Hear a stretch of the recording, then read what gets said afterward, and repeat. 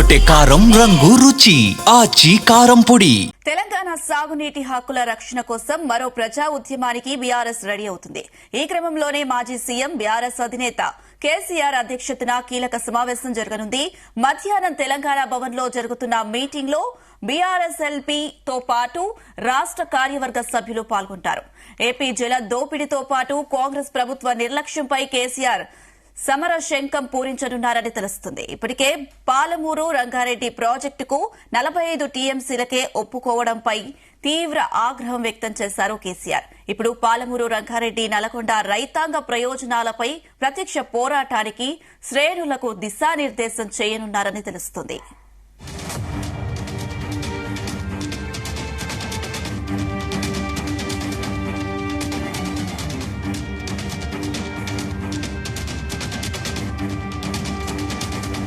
ఇదే అంశానికి సంబంధించి మరిన్ని అప్డేట్స్ మా ప్రతినిధి వంశీకృష్ణ అందిస్తారు. వంశీకృష్ణ, నేడు బీఆర్ఎస్ పార్టీ అధినేత మాజీ ముఖ్యమంత్రి కేసీఆర్ అధ్యక్షతన మధ్యాహ్నం 2 గంటలకు తెలంగాణ భవన్ లో అటు బీఆర్ఎస్ ఎల్పీ రాష్ట్ర కార్యవర్గ సమావేశం సంయుక్త సమావేశం జరగనుంది. తెలంగాణ సాగునీటి హక్కుల రక్షణ కోసం మరో ప్రజా ఉద్యమానికి బీఆర్ఎస్ పార్టీ రెడీ అవుతుందని చెప్పాలి. ఈ క్రమంలోనే మాజీ సీఎం అటు ఏదైతే బీఆర్ఎస్ అధినేత కేసీఆర్ అధ్యక్షతన కీలక సమావేశం జరగనుంది.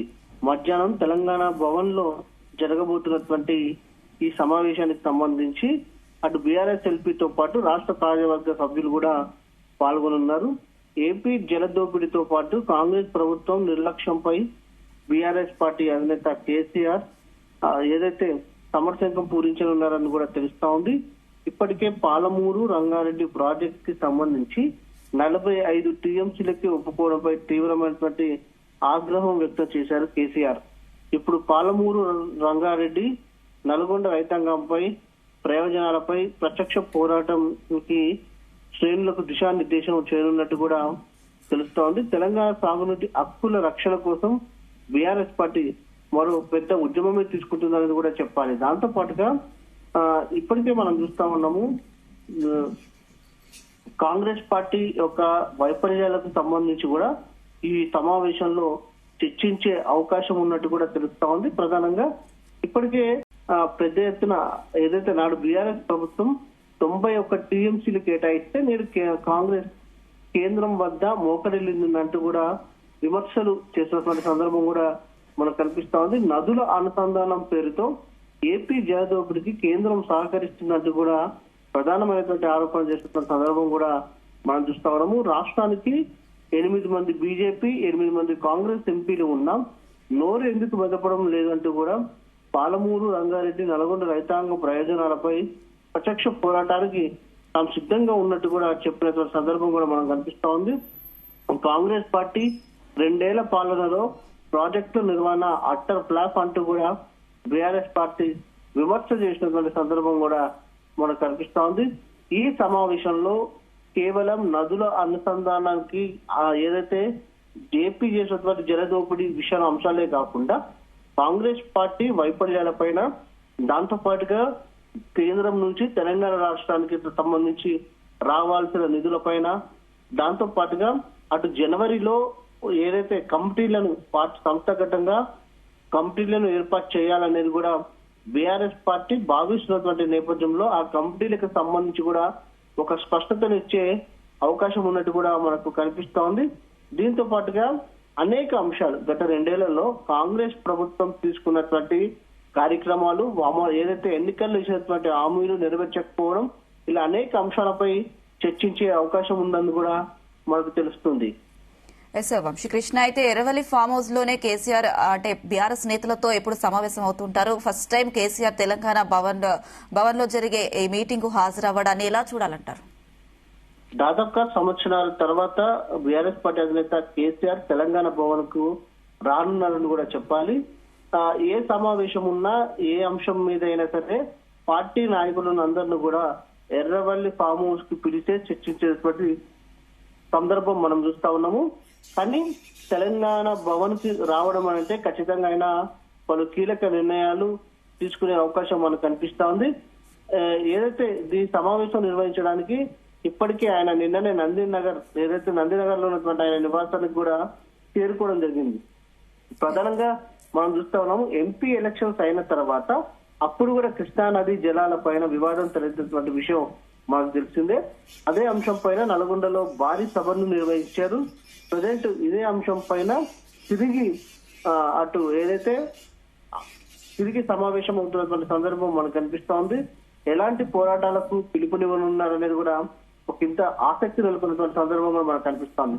ఎందుకంటే రానున్నటువంటి రోజుల్లో మున్సిపల్ ఎలక్షన్స్ ఉన్నాయి, మరో 3 ఏళ్లలో సాధారణ ఎన్నికలు ఉన్నాయి. ఇప్పటి నుంచే క్యాడర్ ని సిద్ధం చేయాలనేది కూడా కేసీఆర్ ఆలోచన కూడా తెలుస్తా ఉంది. ఆ దిశగా సమాయత్తం చేయాలనే ఆలోచన కూడా చేసినట్టు కూడా తెలుస్తా ఉంది.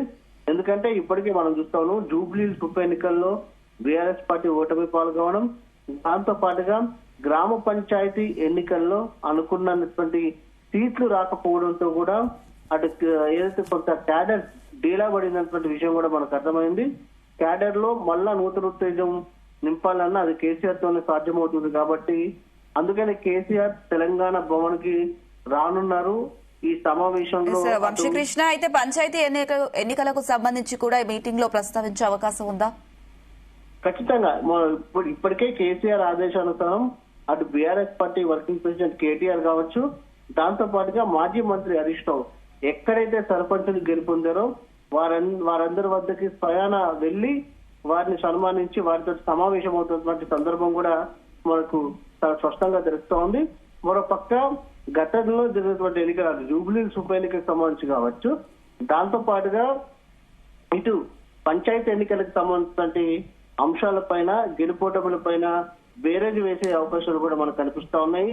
రానున్నటువంటి రోజుల్లో అటు పార్టీ ఎలాంటి పిలుపునివ్వనుంది, ఎలాంటి కార్యక్రమాలకి పిలుపునివ్వనుంది అనే అంశానికి సంబంధించి కూడా పెద్ద ఎత్తున క్యాడర్ తో చర్చించే అవకాశం ఉంది.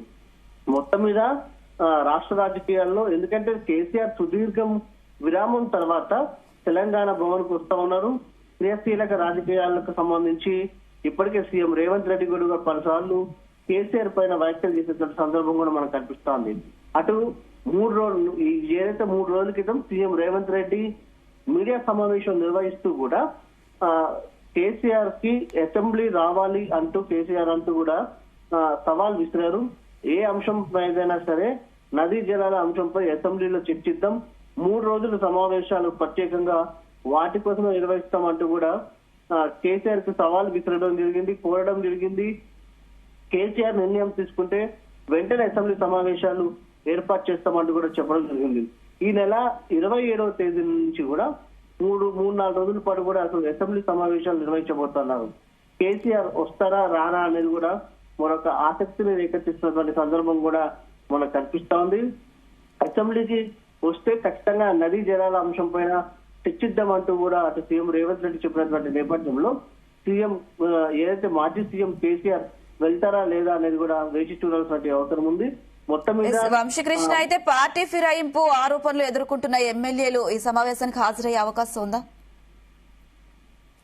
ఏదైతే పార్టీ ఫిరాయింపుల ఆరోపణలు ఎదుర్కొన్నటువంటి ఎమ్మెల్యేలు వచ్చే అవకాశం మాత్రం లేదనేది మాత్రం మనకు స్పష్టంగా కనిపిస్తా ఉంది.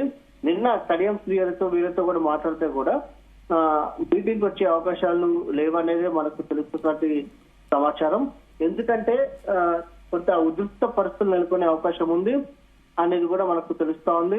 వేచి చూడాల్సిన అవసరం ఉంది. ఇవాళ మధ్యాహ్నానికి అన్ని అంశాలపైన క్లారిటీ వచ్చే అవకాశం ఉంటుంది. దాంతో పాటుగా మాజీ సీఎం కేసీఆర్ క్యాడర్ కి ఎలాంటి దిశానిర్దేశం చేయనున్నారనేది కూడా మనం వేచి చూడాల్సిన అవకాశం ఉంది. ఏదైతే పార్టీ ఫిరాయింపుల ఎమ్మెల్యేలు వచ్చే అవకాశం ఉంది అంటూ కూడా పెద్ద ఎత్తున ప్రచారం కొనసాగుతా ఉంది. ఎందుకంటే ఇప్పటికీ ఆయా ఎమ్మెల్యేలు మేము పార్టీ మారలేదు అంటూ కూడా పెద్ద ఎత్తున వారే బయటకు వచ్చి చెప్తా ఉన్నారు. ఎక్కడ చూసినా కూడా మనకు ఫ్లెక్సీలు కనపడతా ఉన్నాయి.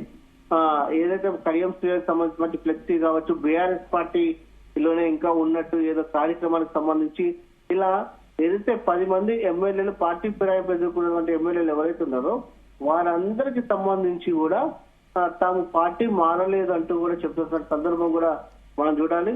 మొత్తానికి ఇవాళ సమావేశానికి వారు వస్తారా లేదా అనేది కూడా ఒక ఆసక్తి రేకెత్తిస్తా ఉంది. కానీ మనకు ఉన్నటువంటి సమాచారం ప్రకారం రాదు అనేది రైట్ వంశీకృష్ణ, థ్యాంక్ యూ. తెరకొట్టే కారం రంగు రుచి ఆచి కారం పొడి.